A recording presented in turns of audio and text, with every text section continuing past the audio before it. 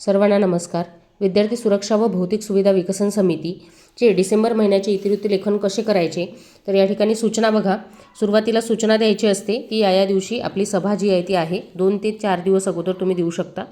तर सूचना विद्यार्थी सुरक्षा व भौतिक सुविधा विकसन समितीच्या सर्व सभासदांना सूचित करण्यात येते की समितीची सभा या ठिकाणी तुम्हाला दिनांक टाकायचा आहे, वार टाकायचा आहे, कोणत्या दिवशी नियोजित आहे आणि त्या ठिकाणी वेळसुद्धा टाकायची आहे. सभेचे विषयसुद्धा लिहून त्या ठिकाणी खाली स्वाक्षरी सूचना पोहोचली अशा प्रकारे लिहू शकता. त्यानंतर तुम्हाला सभेचे इतिवृत्त लेखन जे आहे ते करायचे. तर बघू शकता आपण या ठिकाणी शनिवार दिनांक 20/12/2025 रोजी ही माझ्या शाळेची सभा जी आहे ती पार पडली.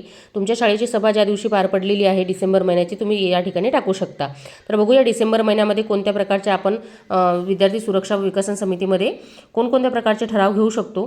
तर दिनांक या ठिकाणी दिनांकच्या लेखी सूचनेनुसार विद्यार्थी सुरक्षा व भौतिक सुविधा समितीची सभा पार पडली. समितीचे अध्यक्ष तसेच सदस्य उपस्थित झाल्यानंतर सभेस सुरुवात झाली. सभेचे प्रास्ताविक शाळेच्या मुख्याध्यापिका किंवा शिक्षक असतील त्यांनी केले असेल या ठिकाणी नाव लिहायचं आहे. विषयपत्रिकेचे वाचन करून चर्चा करण्यात आली. चर्चेदरम्यान खालील ठराव जे आहे ते संमत करण्यात आले. ठराव क्रमांक 1, मागील सभेचे इतिवृत्त कायम करणे. तर प्रत्येक सभेमध्ये मागील जे सभा झालेली आहे त्यामध्ये कोणकोणत्या प्रकारचे ठराव आणि त्याची कार्यवाही याबाबत चर्चा करण्यात येते. त्यामुळे अशा प्रकारचा ठराव प्रत्येक सभेमध्ये पहिल्या क्रमांकाचा असतो. तर खुलासा, समितीची मागील सभा कोणत्या दिवशी झाली आणि किती ठराव पार केले ते लिहायचे आहेत. त्यांच्या कार्यवाहीबाबत चर्चा करून ठराव सर्वानुमते संमत करण्यात आला. ठराव क्रमांक 2, शाळेला सौर पॅनल बसवून मिळण्याबाबत. खुलासा, तर शाळेला सौर पॅनल बसवण्याबाबत ठराव ग्रामपंचायतकडे पाठवावा करिता सर्वानुमते ठराव संमत करण्यात आला.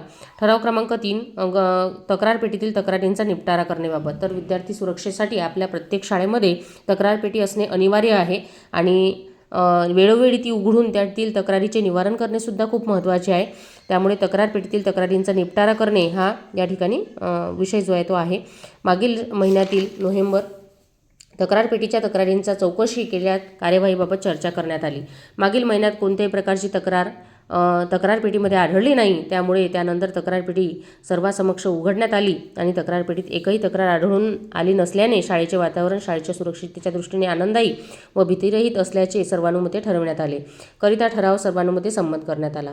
ठराव क्रमांक 4 मध्ये डिजिटल साधनांचा वापराबाबत सुरक्षितता. तर या ठिकाणी बघा, शाळेतील विद्यार्थ्यांच्या मोबाईल तसेच इंटरनेटचा वापर मोठ्या प्रमाणात वाढला आहे. तर असल्याचे सांगितले. यावर चर्चा होऊन मोबाईल आणि इंटरनेटच्या वापराचे जसे परिणाम चांगले आहेत तसेच वाईटही आहे. तर दुष्परिणाम, शरीरावर होणारे परिणाम, अभ्यासाकडे दुर्लक्ष, सायबर सुरक्षितता, चुकीचे लिंक आणि ॲप्स यांच्याविषयी चर्चा झाली. त्यासंबंधी विद्यार्थ्यांनी शिक्षक शाळेचे आयोजन करण्यात यावे आणि कार्यशाळेमार्फत विद्यार्थ्यांना त्याचे नुकसान कशाप्रकारे होते, कशाप्रकारे त्याचा एका लिमिटमध्ये वापर करावा असा आयोजन जे आहे ते कार्यशाळेचे आयोजन करून त्या विद्यार्थ्यांना मार्गदर्शन करावे असा ठराव सर्वानुमते संमत करण्यात आला.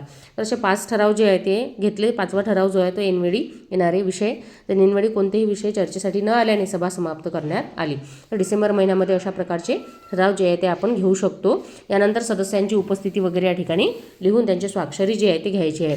तर अशा प्रकारे तुम्ही सुद्धा तुमच्या शाळेची विद्यार्थी सुरक्षा व विकसन समितीची इतिवृत्त लेखन करू शकता. धन्यवाद.